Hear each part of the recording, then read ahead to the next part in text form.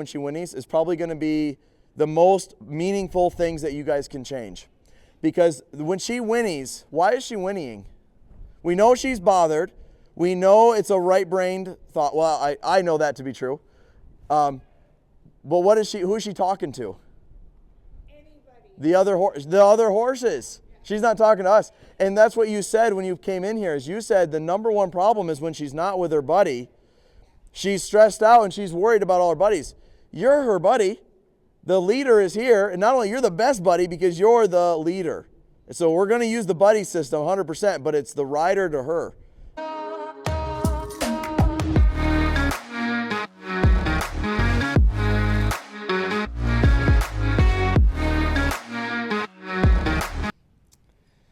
All right, so I'm here with Michelle, who I've just met, and she brought her horse Regina today for me to work with. I'm down here in Texas, and she was having some trouble hauling her to a show, and then she would not be the same. So can you tell us a little bit about your mare?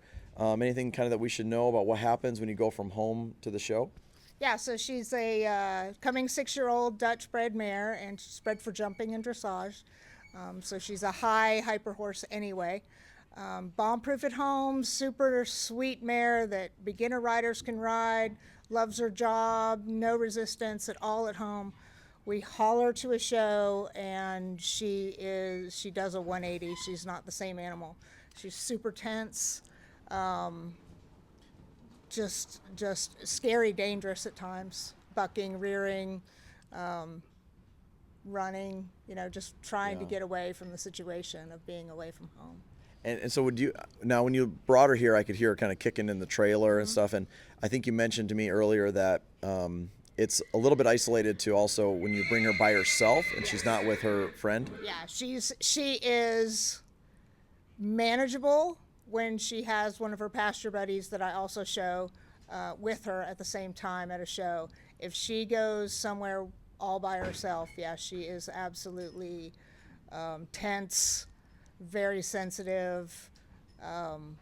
Almost we describe it around the barn as her brain turns off, because she's super intelligent, sweet, wonderful to work with until that brain turns off, and then she's scary. She's a very large mare, and it's scary.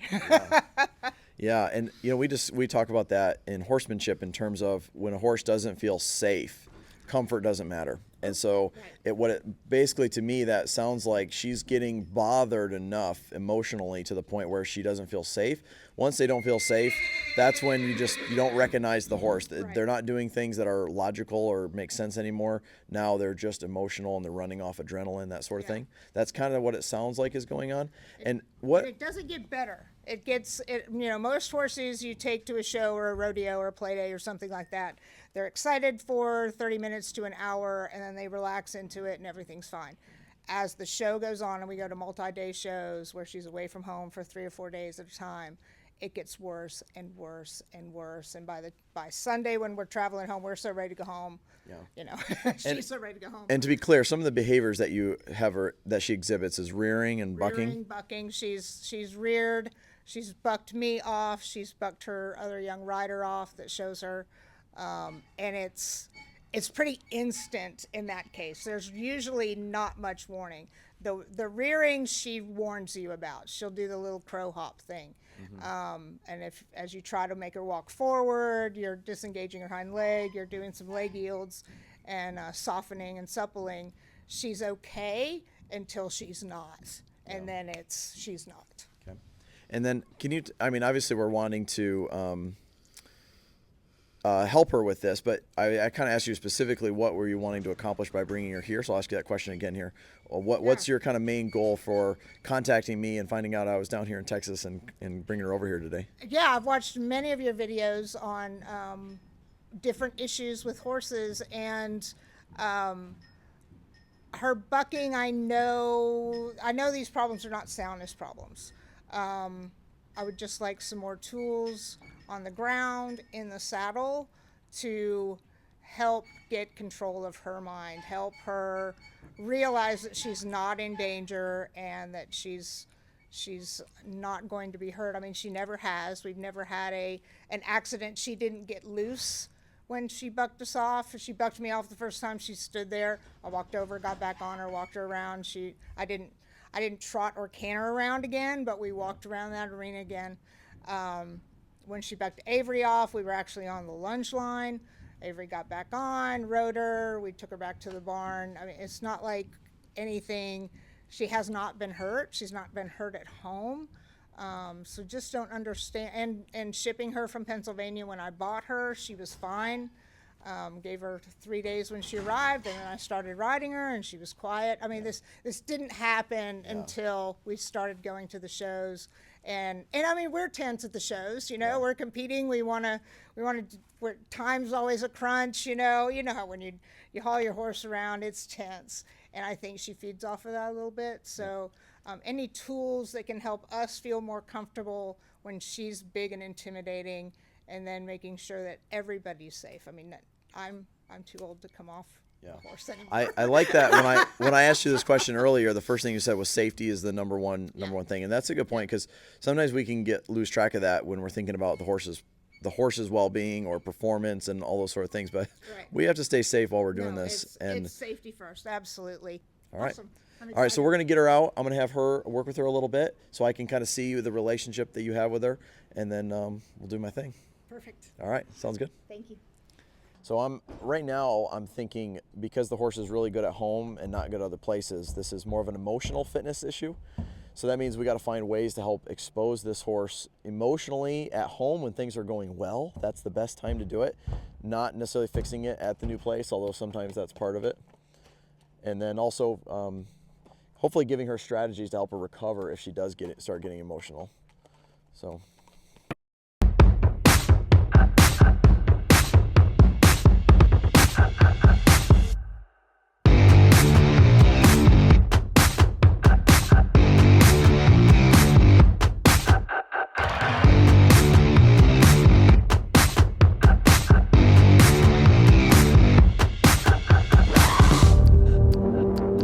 Now, let me just talk quick. One of the things I like that she's doing is she's giving the horse a chance to go see the perimeter of the arena.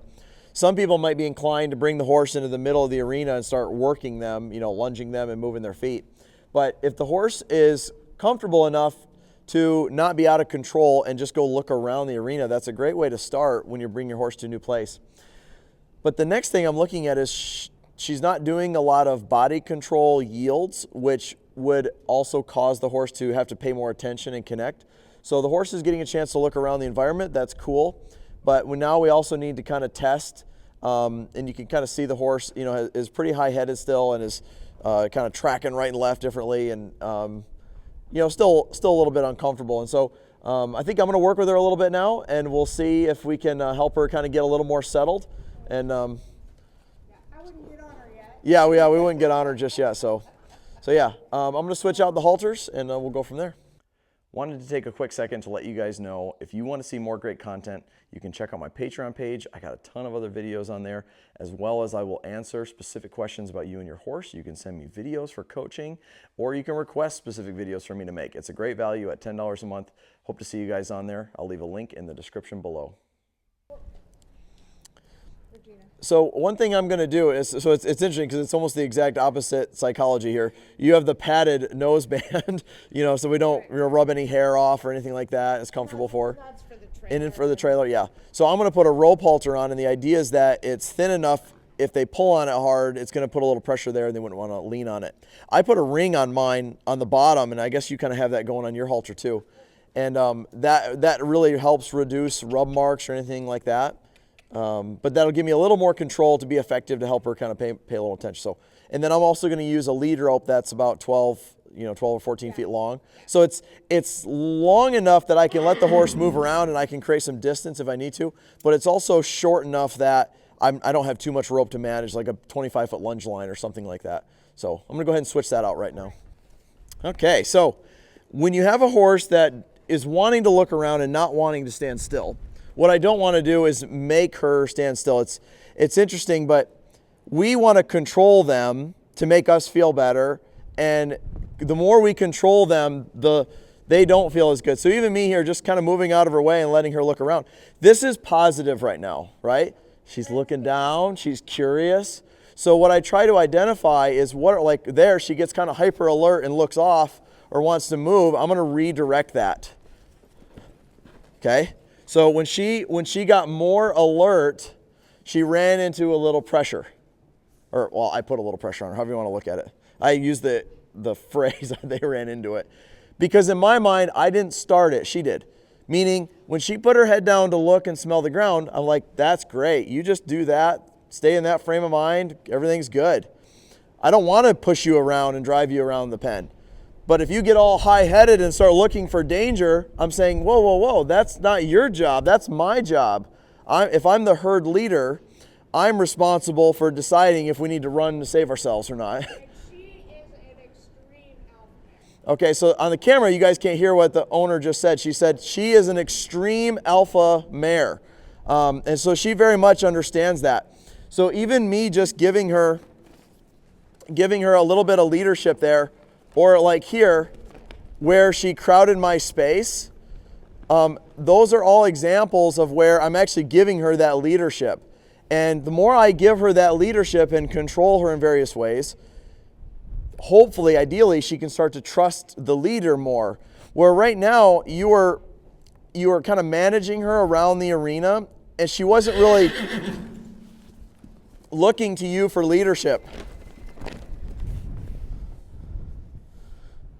So again, that whinny out, I don't know how much the mic picks that up, but it's a real frantic, high pitch, like it wasn't, the horses nicker a little different when they want their grain in the morning, right? It's more of a lower tone, it's softer, it's like, they're kind of, and so that one is the right-brained version of that, right? So in terms of reading horses, so what I'm going to do is I don't have an agenda of set things that I'm going to do with her, other than I know that if she gets bracy and defensive, maybe another name for bracy is defensive, I'm going to drive her rib cage and hindquarters. That's the more you take the hindquarters away, the more the head can come down and they can relax. That's why they rear, is they want to engage their hindquarters and be fully powerful to leave the situation, okay? But the rest of the time, like right now, when she drops her head and becomes curious, I'm going to just leave her alone. Because this is the mindset I want her in right now, so why would I do something to send her out of that, right? Now there, she's looking over there, but to me, that doesn't have the same intensity, of like, and so you're looking for speed of response and like intensity. Now see there, it changed again. The head is elevated, more of an intense, concerned look. And so I might redirect that, but I'll redirect that softer. Because she looked a little, she was bracy, but it wasn't like ready to run. So there's a million levels of how bothered they are. And so anyways, that's kind of what I'm thinking about as I'm going to mess with her here. Now I'm going to use a flag here.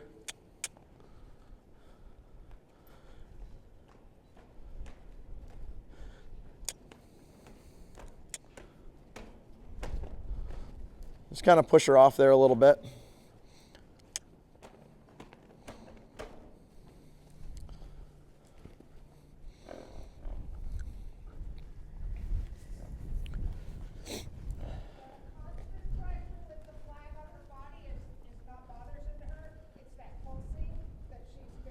Yeah. You do a good job of noticing the specifics of each thing. You gave I get a lot of people send me questions and talk about their horses, and they aren't always what the horse is doing and what the owner describes to me are sometimes different. And you were able to very clearly articulate what her deal is, and that's good because that means you're reading things very well, and so that's important. Now, there is one level deeper, though. She should learn, if I'm the leader, horses' heartbeats will actually synchronize in a herd. Isn't that interesting? So when one animal's heart rate spikes up, all the other horses stop eating, and they look around and they go, what's going on? And horses can actually do it with humans as well. They can actually learn to do that as well with us. And so the point is, the more subtle our communication is with them, the more they can pay attention to us and be less concerned about what else is happening. So there's a lot of qualities that we gain from being the leader to them. And one of those is I'm asking her to follow my intention. So if my intention is calm, we're napping right now, we're grazing right now, we're drinking, we're marching down the trail, that's completely different than my intention is there's danger, we need to be ready to book it. You know, if you're getting ready to approach a jump, you need to have life up, ready to send her somewhere, right? You don't need her sleeping at that moment. But then when you unload her off the trailer and you want to stop and visit with somebody at the show, and my life is down, this is what we know. You know, so you can see she's already kind of decompressing. And so I'm actually optimistic right now that I think there might be just a few adjustments that we can make, and it might make a big difference. One thing I know that's also hard, because my wife competes in dressage, and when we go to those shows, she's not allowed to use groundwork other than lunging. You know, she's not allowed to like use the stick and stuff to. Yeah, they don't allow you in arenas to do. Yeah. So Michelle is saying to me right now that, because they can't hear what you're saying, she's saying to me that they don't allow you to use this and drive them around. You know, it's like you can lunge them and that's a bit. So that means we have a lot of preparation to do at home. You know, so the show really isn't the place. And I like to communicate that with people to understand the best time to expose your horse and build emotional fitness is when things are going well. You don't train horses in high intensity situations. We have to get them to handle high intensity situations if you're going to ever do performance. If you're not going to do performance, you wouldn't have to expose your horse to as many things. You know, depending if you want to trail ride on really calm rides with a group of friends that are all riding 20-year-old horses, that's one thing. Then if you want to trail ride in a parade, you know. Again, she's not in trouble as much for whinnying. She's in trouble more there for disconnecting from me. And that was more, again, of a right-brained instinctual response there. So I'm trying to communicate to her, that's not your job. That's my job. I'll take care of that. Don't step on my boundaries, you know. And so that's what she needs to understand here. But She does that at the shows too with other horses. She's trying to engage with other horses. yeah. To bring them into the herd because she's an alpha male. So right off the bat, you need to take that responsibility off her plate. So again, Michelle was saying, like, people in the comments have been letting me know, Ryan, you're not stating the question that the person just said or whatever, so they don't know, you know. So there's a dialogue here, and they don't pick that up. So she's saying at the show, the mare sounds off to the other horses and is doing that, and you know, you feel like because she's an alpha mare, she's more concerned about the herd dynamics, and we need to take that off her plate and let her know that's not her job, that's your job. And if you say, they're fine, we don't need to worry about them right now, they're doing their thing, then she should just carry on following your intention. And that's why it's great when all this is our job. Our job is to look, as the leader, look out for danger, you know, move if we need to, follow our life up and down, and worry about herd dynamics. So if you say it's okay to have this horse walk by, it's okay, you know. And we need to take that off her plate. But yes, building emotional fitness, best time to do that is at home when things are going well, not when she's already a hot mess. And that's hard for people. People don't understand that because a lot of people don't want to see a horse that's kind of okay get bothered. You know, when you see a horse that's bothered become okay, we're all like, yay, that was really great. But people have a hard time understanding that you create that horse that's unflappable by bothering them in minimal exposure ways, the right amount, because you can overexpose a horse too. And when I say the word expose, I'm talking about pressure. That could be this. It could be exposing them to other horses coming and going. It could be the trailer. It can be anything. Anything that bothers them is exposure. Exposing them to things that bother them. And the more we do that at home when things are going well, the better our chances are of having a horse that can recover should the inevitable happen at a show or on a trail ride or somewhere else where the horse becomes bothered. Now see how soft that was in the hindquarter heel? She just stepped under. It wasn't like hopping like she did earlier. So that's a good sign. Looking for those subtle movements.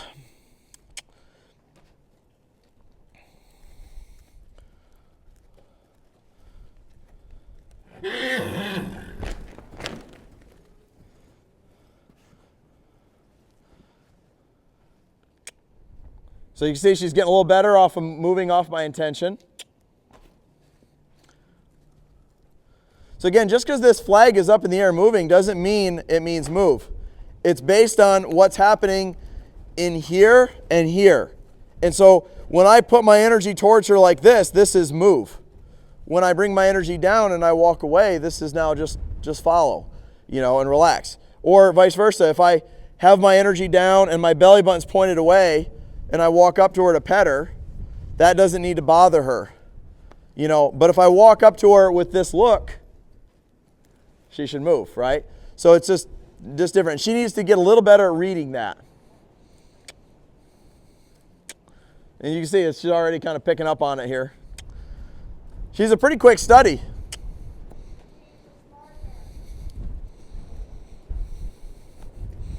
It's interesting too because when I work with a horse, I kind of mentally just identify where I think their spirit level is, 1 to 10. And spirit levels that are 1, 2s, 3s, those are the kids' horses of the bunch. Those are the horses that just don't have a high enough spirit level to worry about much of anything. 5s, 6s, 7s, those are ones that are getting a little bit more there. But sometimes those 8s and 9s, you don't want a 10. But sometimes those 8s and 9s are the best performance horses that have the most try, but they're not easy,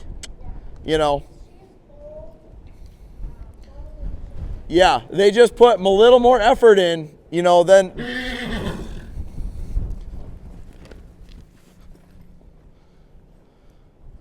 Again, I'm just messing around with her, and anytime there's a little bit of a right brain response, we just put a little pressure on it.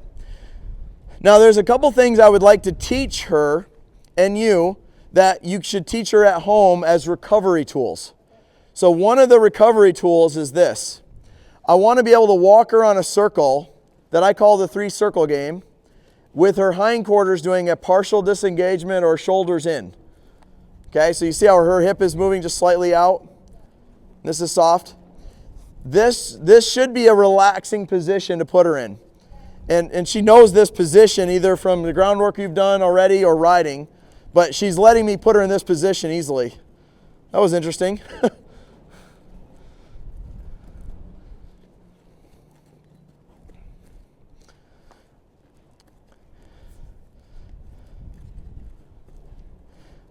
And I'll mention something else. A lot of people will say, aren't you going to ruin their hindquarters doing those small circles? And when you're doing this at a walk, you're not hurting anything at a walk. If you did this at a trot or a lope for a long time, yeah, you would start to be doing too much. And I know this. My wife is a physical therapist for horses, so it's like I know how this goes, and we've trained and ridden enough horses to be aware of it. So I would make sure you could do that. I would get that really good at home. And she's bending her rib cage really well, but what we don't have is head down. And so I'd like to add in head down to this as the next thing. And so the way I'm going to try to teach this is I'm going to lift up on the halter. Now it's going to be a little hard today. This is not the ideal, time to teach her this, but we can start the process. So the idea is if she wants to have her head up, I'm going to say, let me help you. And when she thinks down, I'll release my hand and her head can come down.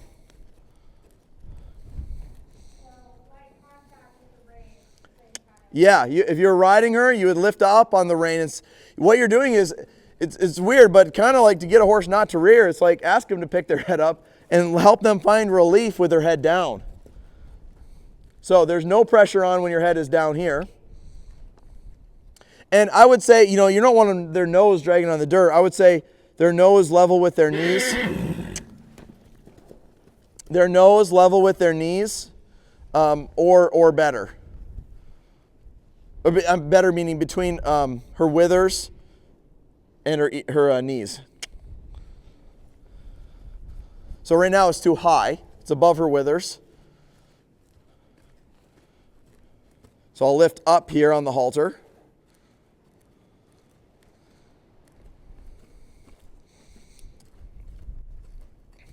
So again, think of this as like a recovery tool there. So it kind of met head down when I released my hand. And the idea is I'm saying, hey, this could feel better down here.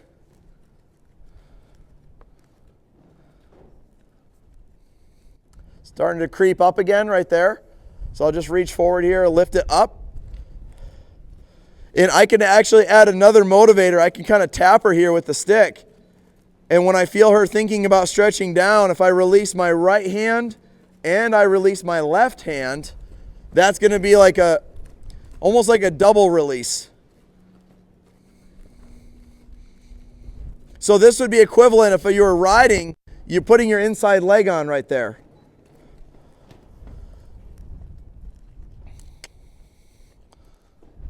So I offered it to her and she kind of took me up on it. So we'll go ahead and do that again. So there's a phrase, pressure causes the relief to be effective, which means right now she doesn't want to have her head down. So I have to put pressure when her head is up in order to actually have her find relief there. So that was a great choice, you know. And it's interesting because you were saying when we were haltering her, oh, we taught her to put her head down, right? We can put pressure on her pole and that means head down, which is great. We should teach every horse to do that. And we should also try to get a horse to choose to put their head in that position.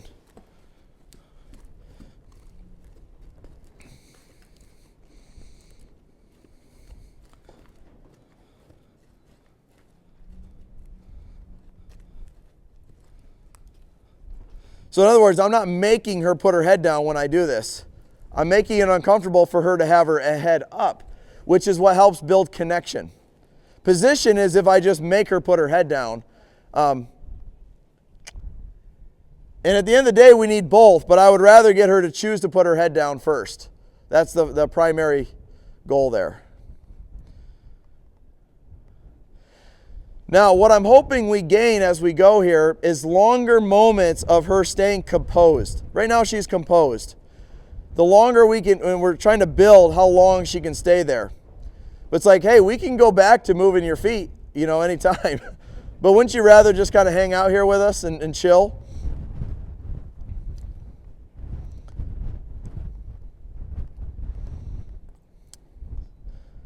Good. So I like that. I like what we got going on there. I'm going to go ahead and ask her on the other side before she loses it.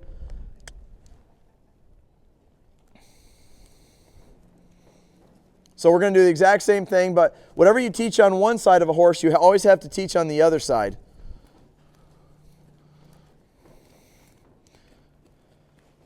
Do you think she's ever been ridden with a Western saddle? I think it's a strong possibility. The Mennonite sisters that broke her, I think they first get on the Okay. probably not a backward. There we go. So for me, one of the questions is, should I have Avery ride her and see what she's doing and what she could be doing different, or should I ride her and see what we should do there? You know. What do you guys think? Makes more sense. Avery probably. Yeah.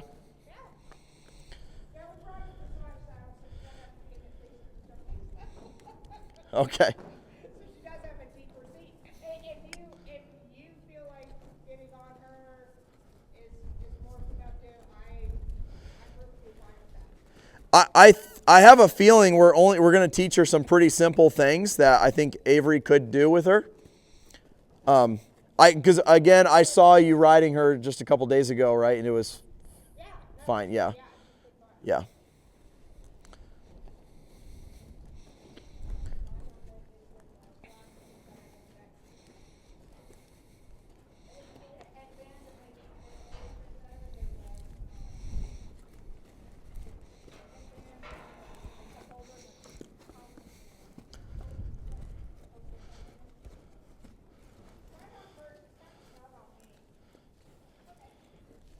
So she's finding that head down pretty well. We need to get this where you can ask for this at walk and trot. And the cue is just going to be you lifting your hand up. And then if she doesn't take you up on it, you're going to tap her in the belly. So I increase the pressure right there when she whinnied out.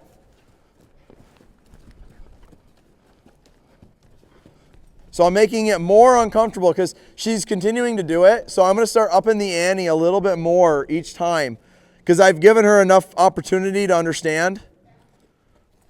Yeah, the alpha mare thing is something that we have conversations about all the time. Yeah. Where she wants to be. Yeah, spirit level is going to determine how committed they are to what they're doing.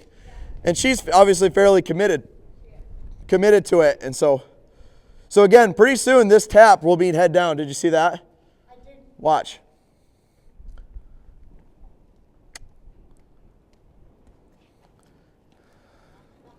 See how she's connecting the dots there? So this is something I want you to practice quite a bit at home so that you can use it at the show. And right now she's learning it. When you're doing it at the show, the theory is that she knows this well at home. We can apply this at the show. Okay? And I'm sure you can ride with like a little riding stick or something. You can, when nobody's looking, you can do that. So now what I'm going to do is I'm going to teach her the next thing. The next one, again, this is what you do at home. I'm going to ask her to side pass. But I'm looking for multiple things. I want her feet to be synchronized and I want her head to go down. And ideally, I want to be doing nothing. Okay? So we'll try it. Yeah, we'll side pass her on this fence line.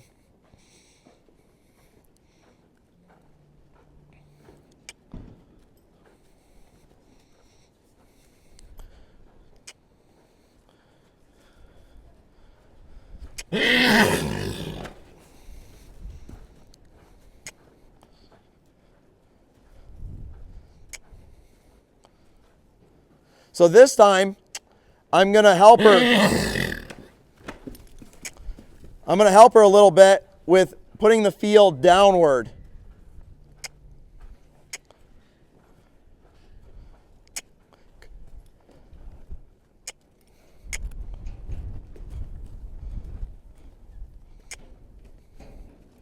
There.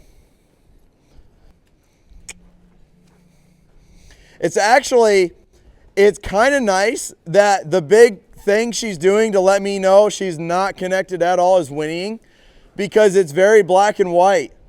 Otherwise, different positions are hard to tell because she's kind of looks almost the same when she's quiet and when she's not.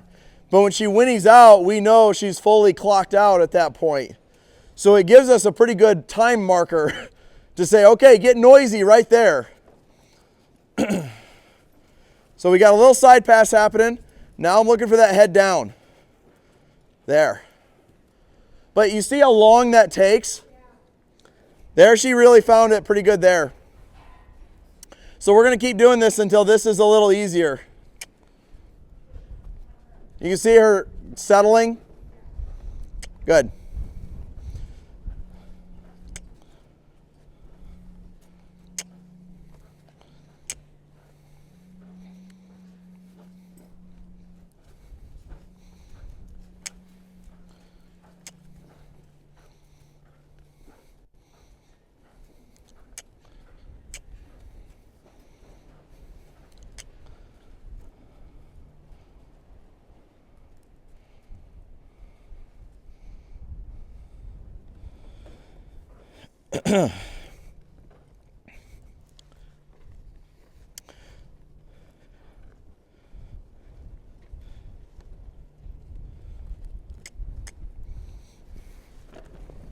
So now I'm just going to do a little leading exercise because I didn't like her. I want her to respect the human's bubble a little bit more. That is a struggle. Yeah, and it's when she's bothered. So again, the idea is teach her this a little stronger when things are going well.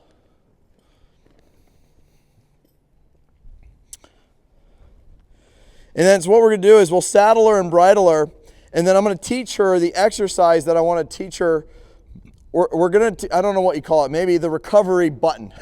The recovery button. And what it is, what we're going to do is that when she gets bothered, when we're sitting on her, and we're going to practice this hopefully when she's not bothered, is you're going to bend her around and move her hindquarters with the rein.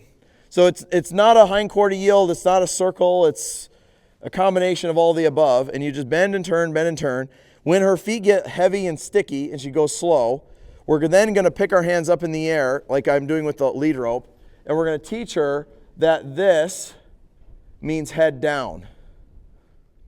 But we're going to do it with the bit, okay? So that hopefully then she lowers her head like that, and we're settling. It's like, hey, recover, you're fine. And it'll hopefully be a workaround from letting her escalate into that frantic mindset. So this actually feels pretty good. Let's go ahead and saddle her up. What do you think, Avery, of her mindset that she's in now in terms of rideability? That she seems like she normally does at home. This is rideable to you? This is rideable. Okay, great.